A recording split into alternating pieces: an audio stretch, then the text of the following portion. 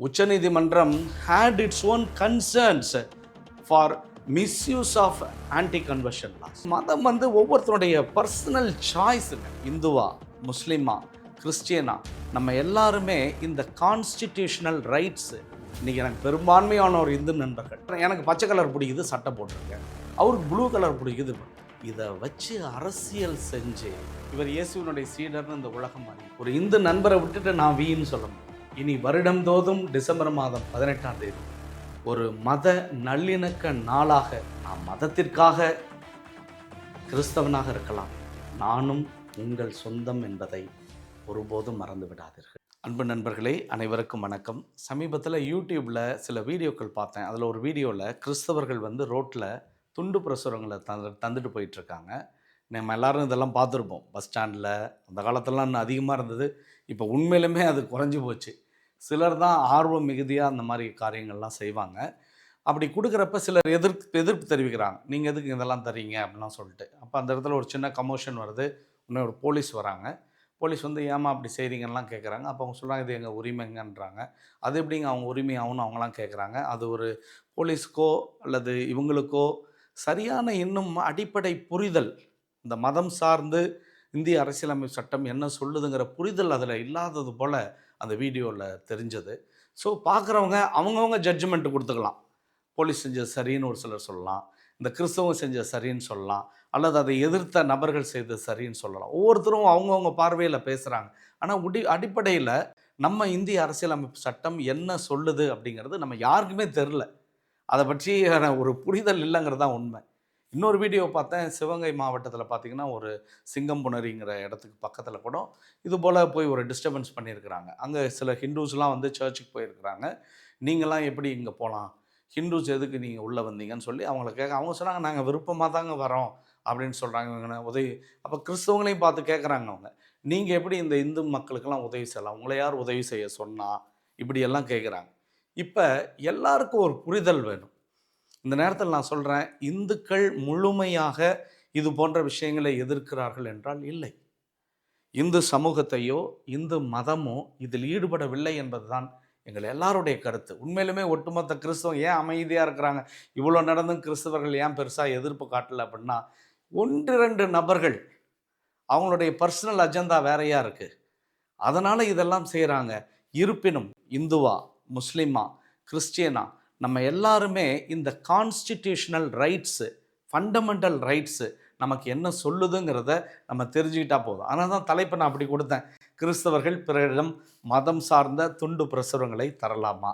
இப்போ பாருங்கள், இதில் எந்தெந்த இந்தியன் கான்ஸ்டியூஷனில் எந்த ஆர்டிக்கல் இதெல்லாம் பேசுது அப்படின்னா, நம்ம எல்லாரும் மனசில் தெரிஞ்சு வச்சுருக்க வேண்டியது 3 ஆர்டிக்கல் தான். ஆர்டிக்கல் 25, 26, 28. இது 3 நமக்கு தெரிஞ்சிச்சுனாலே பல விஷயங்கள் நமக்கு இதில் புலப்பட்டுரும். முதல்ல பாருங்கள், இந்த ஆர்டிக்கல் எல்லாமே ஃபண்டமெண்டல் ரைட்ஸு கீழே வருது.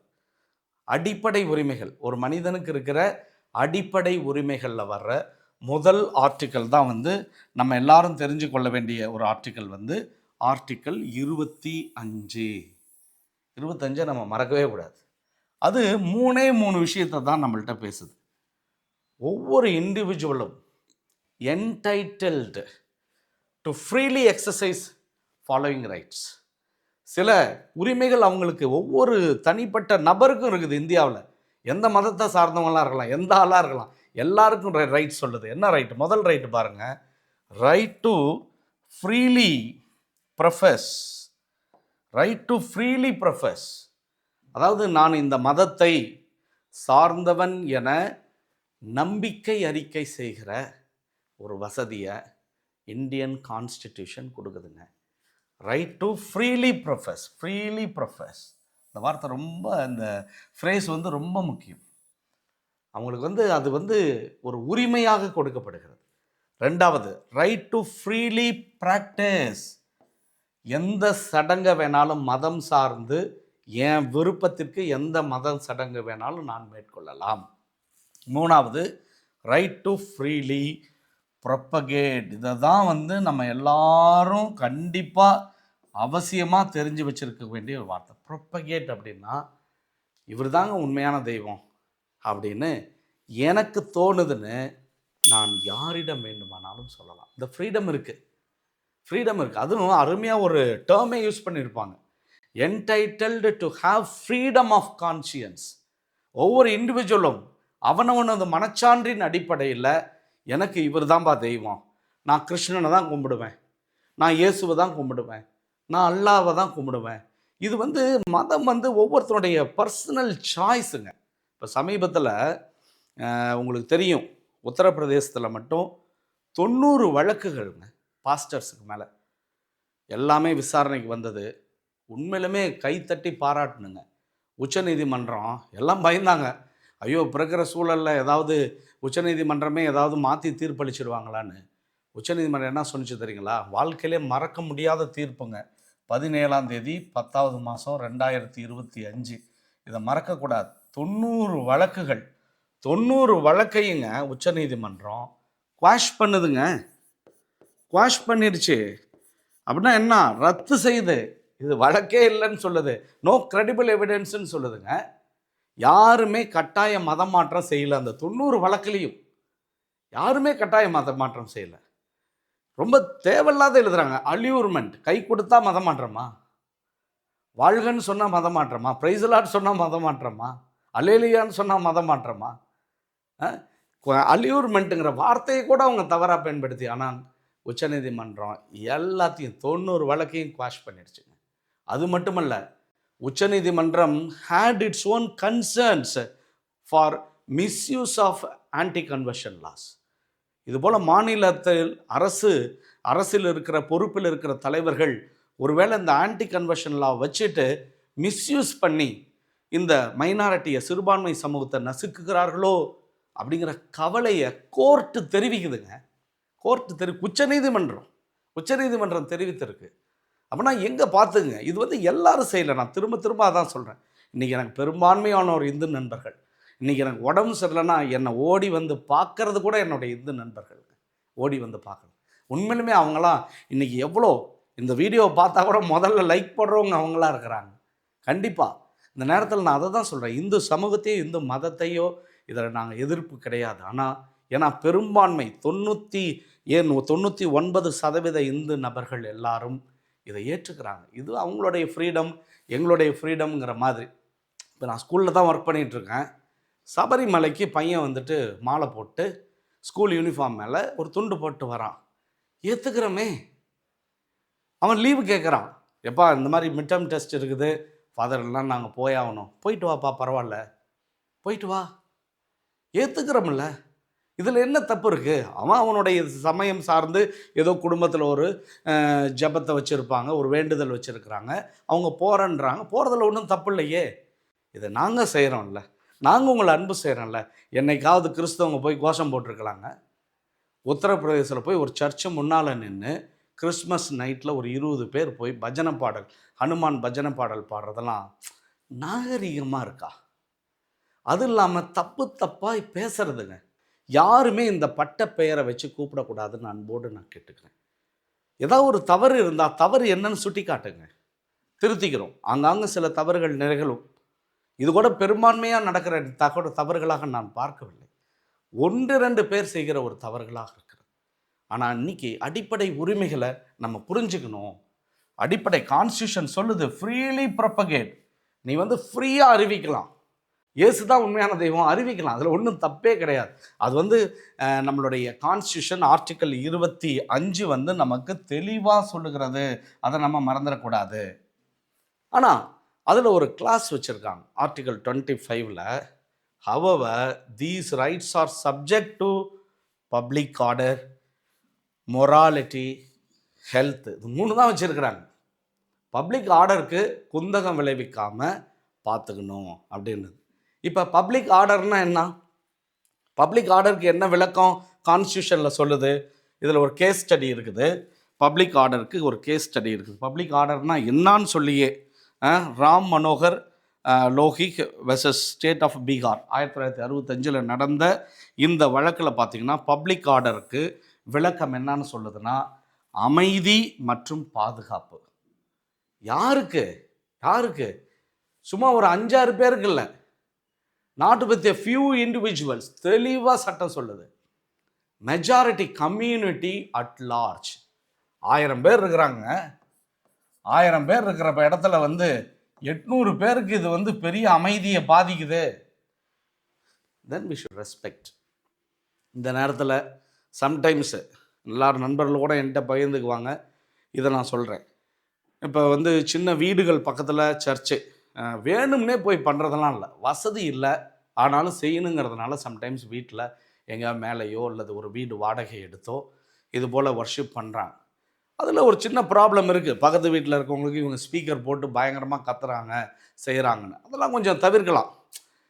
கடவுளே சொல்கிறாரு, ஏசாண்டவரே சொல்கிறாரு, நீ கடவுளை வணங்குறப்ப ப்ரேயர் பண்ணுறப்ப உள்ளறைக்கு சென்று கதவை தாளிட்டு ஜெபிங்கிறார். பர்சனல் ப்ரேயர், கம்யூனிட்டி ப்ரேயரில் இன்றைக்கி அப்படி பேசுகிறது, அதெல்லாம் கொஞ்சம் சவுண்டு குறைக்கலாம். அதெல்லாம் ஒன்றும் தப்பு கிடையாது.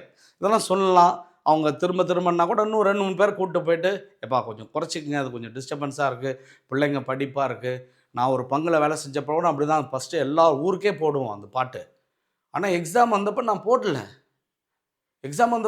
ஏன்னா ஐயோ எக்ஸாம் பிள்ளைங்க படிக்கும், சும்மா பாட்டுனா கூட டிஸ்ட்ராக்ஷன் ஆகும். இதாங்க வாழ்க்கை. இப்படி தான் வாழணும் நம்ம. அப்போ பப்ளிக் ஆர்டர் அதான் மெயின். அடுத்து மொராலிட்டி. எப்பா இவங்களால ஒரு பெரிய நல்லொழுக்க ஒரு அறநெறி பாதிப்பு அடையுது அப்படின்னா பரவாயில்ல. 3வது ஹெல்த்து. இப்போ உண்மையிலுமே பார்த்தோம்னா பட்டாசு வெடிக்கிறது ஹெல்த்துங்க, வெடிக்கவே கூடாது, ஆனாலும் ஏற்றுக்கிறோம். நான் கூட பட்டாசு தான் வெடிக்கிறோம். இதில் ஒரு அட்ஜஸ்ட்மெண்ட்டு. மதம்ங்கிறதுங்க ஒரு சாதாரண, எனக்கு பச்சை கலர் பிடிக்குது சட்டை போட்டிருக்கேன், அவருக்கு ப்ளூ கலர் பிடிக்குது, இதை வச்சு அரசியல் செஞ்சு என்ன சொல்கிறதுனே தெரில. நம்ம விழிப்பாக இருக்கணும். நம்ம எல்லாரும், கிறிஸ்தவர்கள் மட்டுமல்ல, இந்துக்கள், இஸ்லாம் சமயத்தவர், நம்ம எல்லாரும் எப்பயுமே ஒன்றா. ஏன்னா இந்த தமிழ்நாடு அப்படிப்பட்ட ஒரு நாடுங்க. உண்மையிலுமே hats off to our people. எவ்வளோ ஜனங்கள்ங்க ஒரு அன்போட அக்கறையோட. இன்னுமே தீபாவளிக்கு எனக்கு கிறிஸ்மஸை விட அதிக ஸ்வீட் தராங்க.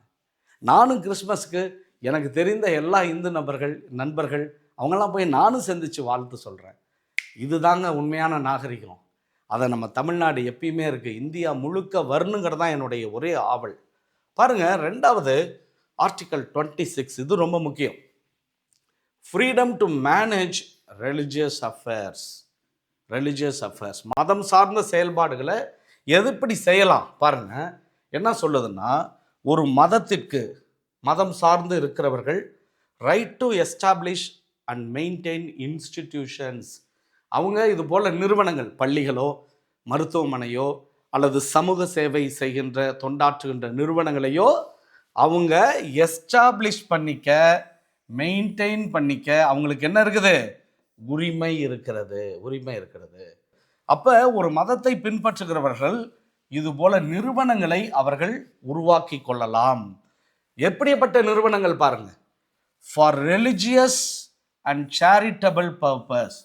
நீ ஏன் உங்களுக்கு போய் உதவி செய்கிற? யாரும் கேட்க முடியாது. அரசியலமைப்பு சட்டத்தில் அது வழி இருக்குது. உதவி செய்கிற வழி இந்த நிறுவனங்களுக்கு எல்லாம் இருக்கிறது. 2வது, right to manage its own affairs in matters of religion. ஏன் அவங்க அப்படி வைக்கிறாங்க? ஏன் போய் இப்படி கோபுரம் கட்டுறாங்க? ஏன் மெயினான இடத்துல ஒரு சர்ச்சை கட்டுறாங்க? எல்லாத்துக்கும் சட்ட பாதுகாப்பு என்பது தெளிவாக இருக்குது. ஆனால் நடைமுறையில் இருக்கிறதா அப்படிங்கிறது ஒரு பெரிய கேள்வி. இருந்தாலும் இந்த ஆர்டிக்கல் 26 நம்ம மறந்துடவே கூடாது. இப்போ தான் ரொம்ப முக்கியமானது ஆர்டிக்கல் 28. இதெல்லாம் எல்லாரும் தெரிஞ்சு வச்சுக்கணும்.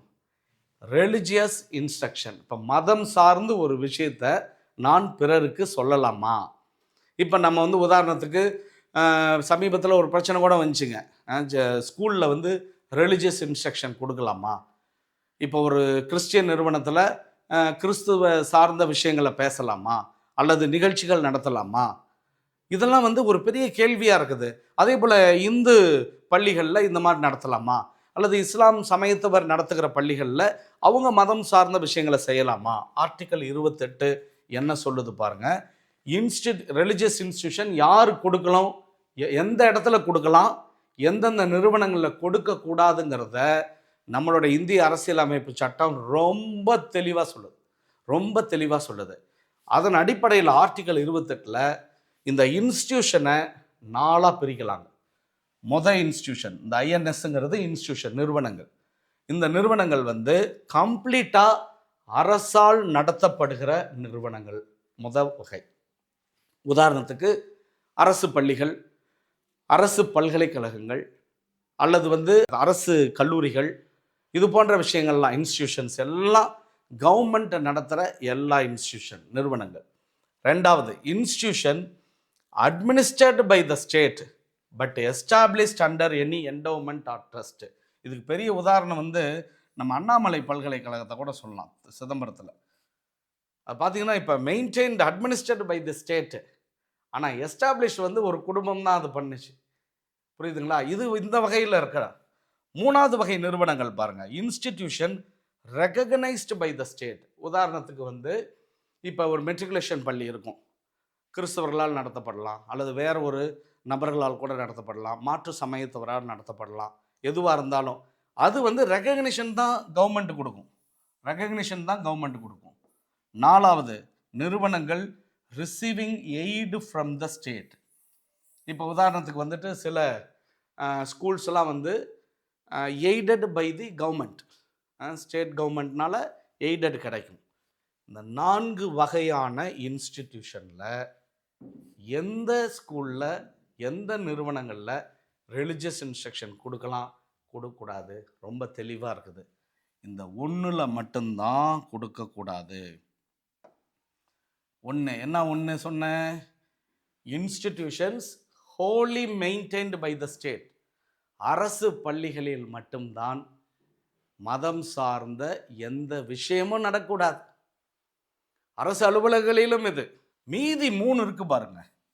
Institution administered by the state but established under any endowment or trust மூலம் நடத்தப்படுற பள்ளிகளில் ரிலிஜியஸ் இன்ஸ்ட்ரக்ஷன் கொடுக்கலாம், ஜபங்கள் நடத்தலாம், அதில் தப்பு கிடையாது. நீ எப்படி நடத்தலாம், நீ என்ன பண்ணலாம், இதெல்லாம் என்னங்க இது அவங்க கொடுக்குறாங்க. ஆனால் இன்னொன்று சொல்கிறேன் பாருங்க, ப்ரேயர் அது காமனாக செய்கிறாங்க, மற்றபடி எந்த இதுலேயும் யாரும் செய்கிறதில்லைங்க.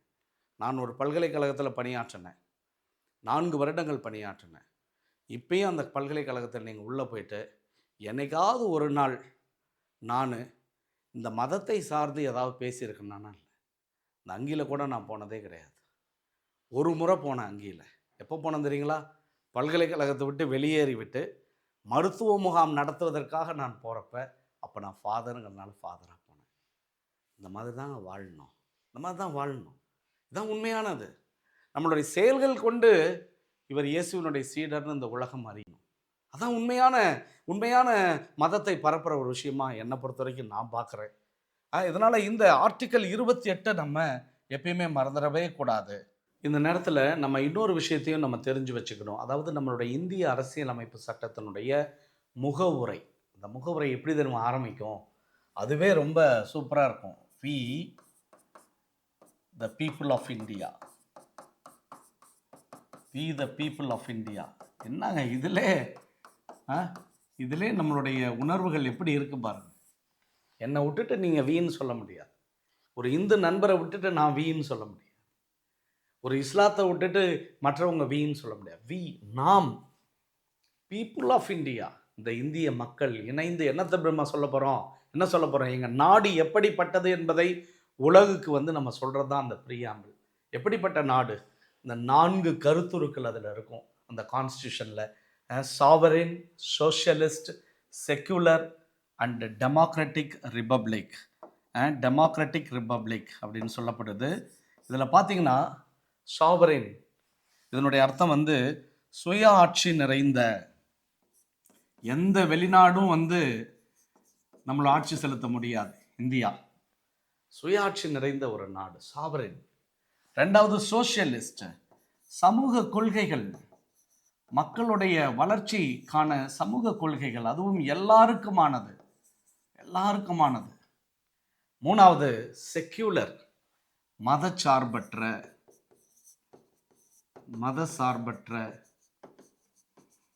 4வது டெமோக்ராட்டிக் ரிப்பப்ளிக், ஜனநாயக குடியரசு.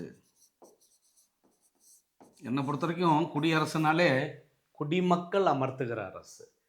ஏதோ ஒரு சிலர் நம்ம ஆட்சி வந்துட்டோம், நம்ம சொல்கிறதா நம்ம நினைக்கிறதா அப்படின்னு நினைக்கக்கூடாது. குடிமக்கள் தான் உண்மையான அரசர்கள். குடிமக்கள் அமர்த்துகிற அரசு அது குடியரசு. அப்போ பாருங்க, சாவரின், சுயாட்சி, சோஷியலிஸ்ட், சமூக கொள்கைகள், சமூக நீதியை வலியுறுத்துவது, அது அரசியலாக இருந்தாலும், பொருளாதாரமாக இருந்தாலும், மதமாக இருந்தாலும் சரி, எல்லா நிலைகளிலும் ஒரு சமூக நீதியை விளம்புகிற ஒரு அரசாங்கமாக, அதே போல் செக்குலர், மத சார்பற்ற நிலையில் டெமோக்ராட்டிக் ரிப்பப்ளிக். முதல்ல ப்ரீஆம்பிள் வச்சப்ப இந்த 1, 4 மட்டும்தான் இருந்தது. இந்த 2 இல்லவே இல்லை. இந்த 2, 3 சோஷியலிஸ்டும் செக்குலரும் கிடையவே கிடையாது. இது 2 மட்டும்தான் இருந்தது. அப்போவே டிஸ்கஷன் வந்தது. எல்லாரும் போய் சிலர் பரிந்துரைத்தாங்க. ஏன் அம்பேத்கர்ட்டே போய் கேட்டாங்க, ஐயா செக்குலரை சேதுங்க அப்படின்னார். அவர் சொன்னார், இல்லைப்பா, செக்குலரிசம்ங்கிறது இம்ப்ளிசிட் இந்த கான்ஸ்டியூஷன், அதனால் அது தேவையில்லைன்னாங்க. ஆனால் 1976 டிசம்பர் மாதம் 18ஆம் தேதி அப்போது இருந்த பாரத பிரதமர் இந்திரா காந்தி அம்மையார் இந்த 2 வார்த்தைகளை ப்ரீஆம்பிளில் சேர்த்தாங்க. 42nd amendment of the Indian constitution. Indian constitution ஏதாவது திருத்தம் கொண்டு வருவதற்கு குடியரசுத் தலைவருக்கு அதிகாரம் இருக்கிறது. அது இந்தியன் பார்லிமெண்ட்டில் வச்சு பண்ணணும். அப்படி அவங்க நெருக்கடி நேரத்தின் போது 1976 டிசம்பர் மாதம் 18ஆம் தேதி இந்த 2 வார்த்தை, ஏன்னா அவங்க என்ன நினைச்சாங்கன்னா, இந்த 2 வார்த்தை இல்லாமல் இந்த கான்ஸ்டியூஷன் ஏதோ கொஞ்சம் இன்னும் நிறைவு பெறாத ஒரு நிலையில் இருப்பதாக அவங்க பார்த்தாங்க. நிறைய பேர் எதிர்த்தாங்க. யார் எதிர்த்திருப்பாங்கன்னு உங்களுக்கு தெரியும். உதாரணத்துக்கு அடல் பிகாரி வாஜ்பாய், நம்மளுடைய முன்னாள் பிரதமர், எதிர்த்தார். ஆனால் அவர் எப்படி எதிர்த்தார் தெரியுங்களா? அவர் சொன்னார், இதை போய் சும்மா இந்த கான்ஸ்டியூஷனில் எழுதுனா மட்டும் போதாது, அதை நம்ம வாழ்ந்து பார்க்க வேண்டும். Secularism must be lived, not merely adding in to the words அப்படின்னு சொல்லியிருந்தார். அது அவர் சொன்னார். ஆனால் 2025 உத்தரப்பிரதேசத்தில் டிசம்பர் 25ஆம் தேதியை ஒர்க்கிங் டே, பள்ளி நடைமுறை நாளாக வச்சாங்க. எதுக்கு தெரியுங்களா? உலகமே கிறிஸ்மஸ் கொண்டாடுது, ஆனால் அங்கே ஒர்க்கிங் டே. என்ன காரணம் தெரியுமா? அடல் பிகாரி வாஜ்பாய்க்கு 100 பிறந்த தினம்னு. ஆனால் அடல் பிகாரி வாஜ்பாய் என்ன வார்த்தைகளை பயன்படுத்தியிருக்கிறாரு? செக்குலரிசம் மஸ்ட் பி லிவ்ட், இதான் வாழ்ந்து காட்டுகிற வேலையா என்பதை நீங்கள் பார்த்துக்குங்க. நிறைய பேர் எதிர்த்தாங்க இந்த சோஷியலிஸ்ட்டு செக்குலர் வார்த்தைகள் வரக்கூடாதுன்னு சொல்லி. ஆனால் ரொம்ப அந்த அப்போது இருந்த காங்கிரஸ் அரசாங்கம் கண்டிப்பாக அந்த 4ம் ரொம்ப அவசியம்னு சொல்லி இதை நிலைநிறுத்தினாங்க. இப்போ கூட சமீபத்தில் 2020 இதை நீக்க வேண்டும் அப்படின்னு சொல்லி, உங்களுக்கு தெரியும், சுப்பிரமணிய சாமி உள்ளிட்ட பலர் கூட முயற்சி செஞ்சாங்க. ஏன் 2024 கூட இதை உச்சநீதிமன்றத்தில் இந்த டிஸ்கஷன் வந்தப்போ, இனிமேல் பார்லிமெண்ட்டே நினச்சா கூட இதை நீக்க முடியாது. ஏனென்றால் இந்த 4ம் நம்மளுடைய இந்திய அரசியலமைப்பு சட்டத்தினுடைய ஒரு ஆன்மாவாக, இந்தியன் கான்ஸ்டியூஷன் என்பது ஒரு வாழும் ஆவணம், இட்ஸ் எ லிவிங் டெஸ்டமெண்ட். அதில் இது ஒரு ஆன்மா. இந்த ஆன்மாவை கலைச்சிட்டோம்னா எல்லா பிரச்சனைகளும் தானாக வந்துடும். ஆனால் சில தீய சக்திகள் இது 2த்தையும் எடுத்துட்டோம்னா நம்ம நினச்சதை சாதிக்கலான்றாங்க. இதை எடுத்துட்டோம்னா இந்தியாவையே புதைப்பதற்கு சமமாகிவிடும்.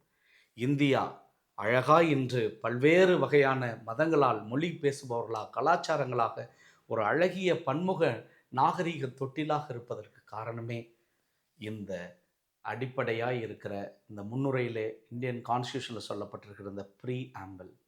எனவே இதை சதைச்சிட யார் வந்தாலும் அவங்களுக்கு நம்ம ஒரு எதிர்பார்க்க வேண்டும். அதற்காக இன்னொரு சுதந்திர போரை கூட நம்ம மேற்கொள்ள வேண்டும். சில வேண்டுகளோடு நான் இந்த பதிவை நிறைவு செய்கிறேன். முதல்ல, உன்னை போல் பிறரை நேசி. நம்மளுடைய மதம் தான் முக்கியம் நம்ம நினைக்கக்கூடாது. நான் அந்த மதத்தில் பிறந்தேன், இன்னொருத்தர் வேறு மதத்தில் பிறந்தார், இன்னொரு வேறு மதத்தில் பிறந்தார். இது ஒரு சின்ன, நான் ஏற்கனவே சொன்னது போல் ஒரு சட்டை மாதிரி. எனக்கு பச்சை கலர் சட்டை பிடிக்கும், அவருக்கு மஞ்சள் கலர் சட்டை பிடிக்குது, இவருக்கு ப்ளூ கலர் சட்டை பிடிக்குது. நான் சொல்லலாம், டேய் பச்சை நல்லா இருக்கு, நீ வேணால் போட்டுப்பாரு. அது அவரவர் விருப்பம். அதனால் எப்பயுமே பிற மதத்தினவரை நாம் மதிக்க கற்றுக்கொள்ள வேண்டும். தவறாக பேசக்கூடாது, அவங்கள பற்றி தவறாக பதிவிடக்கூடாது, சமூக வலைதளங்களில் தவறாக பதிவிடக்கூடாது. 2வது மிக முக்கியமான கருத்து, தயவு செய்து இந்தியன் கான்ஸ்டியூஷனை படிப்போம். இதை பிறரையும் படிக்க செய்வோம். நாமளும் கற்றுக்கணும், மற்றவங்களை கற்றுக்கொள்ள வைக்கணும். இப்போ இன்றைக்கி பாருங்கள், குச்சை தூக்கிட்டு ஓடி போயிட்டு கலாட்டா பண்ணுறது, அடுத்த மதத்தினரோட கேலி பண்ணுறது, இதெல்லாம் யார் செய்கிறா? படிக்காதவர்கள். அவங்களுக்கு ஆர்டிகல் 25 தெரியுமா? 28 தெரியுமா? அதனால் நான் ஒரு வேண்டுகோள் வைக்கிறேன். இந்திய முழுமைக்கும் இனிமே டிசம்பர் மாதம் 18ஆம் தேதி, ஏன்னா அந்த 18 தான் உண்மையாக அந்த சோஷியலிஸ்ட் செக்குலர் இந்த 2 வார்த்தைகளை உள்ளே புகுத்துனாங்க 1976லனா. இனி வருடந்தோறும் டிசம்பர் மாதம் 18ஆம் தேதி ஒரு மத நல்லிணக்க நாளாக எல்லாரும் அப்சர்வ் பண்ணணும். அந்த நாளில் குழந்தைகளுக்கு கற்றுக் கொடுக்கணும். எப்பா, இந்தியாங்கிறது இந்துக்களுக்கு மட்டும் இல்லை, கிறிஸ்தவங்களுக்கு மட்டுமல்ல, அல்லது முஸ்லீம் மதத்தினருக்கு மட்டுமல்ல, இது எல்லாருக்குமான பூமிப்பா. எல்லாரும் ஒரு தாய் மக்களாக நம்ம வாழணும். அவங்கவுங்களுக்கு பிடிச்சதை செய்யலாம். அரசியல் செய்யணுங்கிற ஒரே காரணத்துக்காக நீ மதத்தை பயன்படுத்துவது எந்த விதத்தில் நியாயம் என்பதை நாமும் இனி தெரிந்து வைத்திருக்க வேண்டும். பிறருக்கும் இதை தெரியப்படுத்தணும். இதை எல்லாரும் தெரிஞ்சிட்டோம்னு வைங்களேன், கண்டிப்பாக நமக்குள்ள பிரச்சனை வராது. இன்னைக்கு கிறிஸ்தவர்களுக்கு எதிராக எல்லா இந்துக்களும் இருக்கிறாங்களா? 99% இந்துக்கள் இல்லை. எல்லாம் உயிரா உண்மையாக பழகிறாங்க. ஒரு தாயா பிள்ளையா பழகிறாங்க. ஒருத்தர் ஒருத்தரை வாழ்த்திக்கிறோம். தீபாவளிக்கு நாங்கள் வாழ்த்துறோம், அவங்க எங்களுக்கு கிறிஸ்மஸ் வாழ்த்துறாங்க. நாங்களும் இஸ்லாத்தவரும் ஒன்றா அமர்ந்து வந்து அவங்களுடைய நாட்களில் நாங்கள் பல்வேறு விதமான நிகழ்வுகளை நாங்கள் மேற்கொண்டு தான் இருக்கிறோம். நம்மெல்லாம் ஒன்றா இருக்கிறோம். ஒரு சில விஷம கிருமிகள் அரசியல் ஆதாயம் ஒன்றையே இலக்காக கொண்டு இது போல வேலைகளை செய்வதை நாம எல்லாரும், நாமனா யாரு? இந்துக்கள், முஸ்லிம்கள், கிறிஸ்தவர்கள் எல்லாரும் சேர்ந்து இது போன்ற கயவர்களை இப்பவே களை எடுக்க நாம் தொடங்கிவிட வேண்டும். அதற்கு டிசம்பர் 18ஆவது நாள் இனி எல்லா இன்ஸ்டிடியூஷன்லேயும் எல்லா மத இடங்களில் கூட நம்ம மத நல்லிணக்க நாளாக வச்சு அன்னைக்கு திரும்ப ஆர்டிகளை வாசிப்போம். திரும்ப திரும்ப மக்களுக்கு வாசிக்கிறப்ப எங்கே இருக்கிற நிறுவனங்களில் வாசித்து காட்டுகிற போது அங்கே இருக்கிற ஊழியர்கள் எல்லாருமே வந்து கண்டிப்பாக இந்த ஆர்டிக்கலினுடைய சாரம்சத்தை கண்டிப்பாக அவங்க உணர்ந்துக்குவாங்க. நான் மதத்திற்காக கிறிஸ்தவனாக இருக்கலாம், நானும் உங்கள் சொந்தம் என்பதை ஒருபோதும் மறந்து விடாதீர்கள். நன்றி.